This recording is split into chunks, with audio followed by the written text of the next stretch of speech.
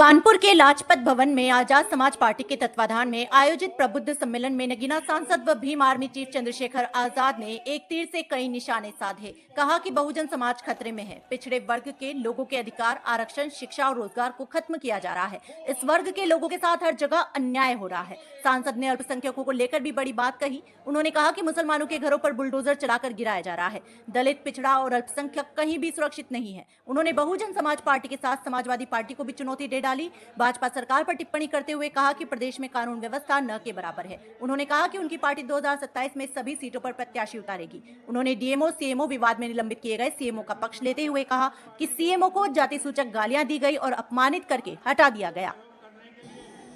हमारा 7वां प्रभु सम्मेलन है, सहारनपुर से शुरू हुए हैं और 18वां सम्मेलन खत्म हो गए, तब हमारे मंडल स्तरीय सम्मेलन खत्म होंगे। और ये सम्मेलन का उद्देश्य ये है कि आज बहुजन समाज के अस्तित्व पे खतरा बन गया है। चारों तरफ से संविधान में जो प्रदत्त अधिकार उनको मिले हैं, उन अधिकारों को खत्म किया जा रहा है। चाहे वो आरक्षण हो, चाहे शिक्षा हो, चाहे नौकरियां हो, चाहे और जमीनें मिली हो, चाहे और अधिकार हो, उन सब अधिकारों पर डाका पड़ रहा है।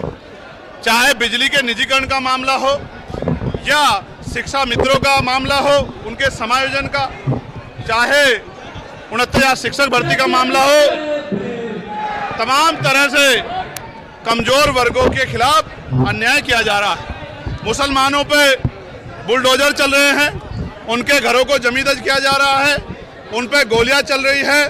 दलित पिछड़े वर्ग के लोगों को मार मार के लटकाया जा रहा है। उनकी बच्चियों की अस्मतों पे भी हमला हो रहा है। कानून व्यवस्था खत्म हो चुकी है।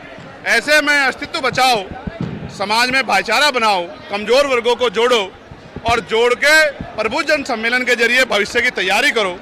जो 15 साल का सूखा है उसको खत्म करो, राजकाज लाओ और लोगों की समस्या दूर करो। जातिगत जनगणना होनी चाहिए, उसके साथ साथ उसके आंकड़े भी जारी होने चाहिए।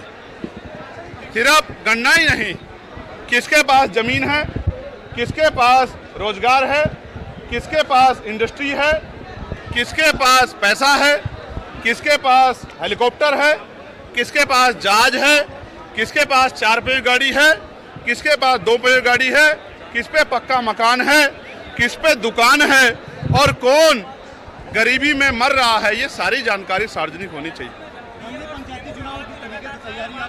पंचायत चुनाव बहुत मजबूती से आजाद समाज पार्टी काशीराम और भीम आर्मी लड़ेगी। उसके लिए वो संघर्ष कर रही है, गांव-गांव प्रचार कर रही है, बूथ कमेटियां बना रही है, सेक्टर कमेटियां बना रही है, ग्राम पंचायत समितियां बना रही है, भाईचारा को 12 जातियों को जोड़ के भाईचारा कमेटी बना रही है। तमाम तरह से उनके मुद्दों के लिए संघर्ष कर रही है। अभी बिजली के निजीकरण पे भी हम लोग और शिक्षा मित्रों के संयोजन पे भी आंदोलन करेंगे। हम लगातार कोशिश कर रहे हैं कि आजाद समाज पार्टी तेजी से आगे बढ़े और उसके जरिए लोगों की समस्याओं का हल हो। 2027 के चुनाव से पहले जो गुंडा राज उत्तर प्रदेश में चल रहा है उसको खत्म करना होगा।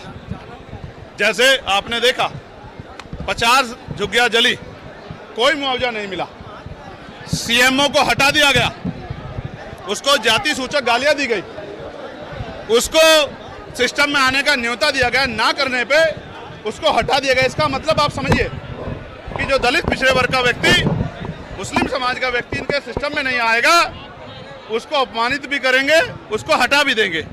ये आपके सामने हो रहा है, ये छिपा हुआ नहीं है। और जिस तरह से कौशाम्बी में सरकार ने गलत तरह से षड्यंत्र करके जिनकी बेटी के साथ अन्याय हुआ, उन्हीं को आरोपी बना के उनके लिए लड़ने वालों को जेल में डाल दिया। ये भी पाल समाज के साथ जो अन्याय हो, ये भी किसी छिपा हुआ नहीं। इसलिए मैंने उस घटना की सीबीआई जांच की मांग की है। बहुत जल्द मैं उस परिवार से मिलने के लिए भी जाऊंगा। मैंने इस पे कहा है कि मैं कोर्ट में ही अपना जवाब दूंगा।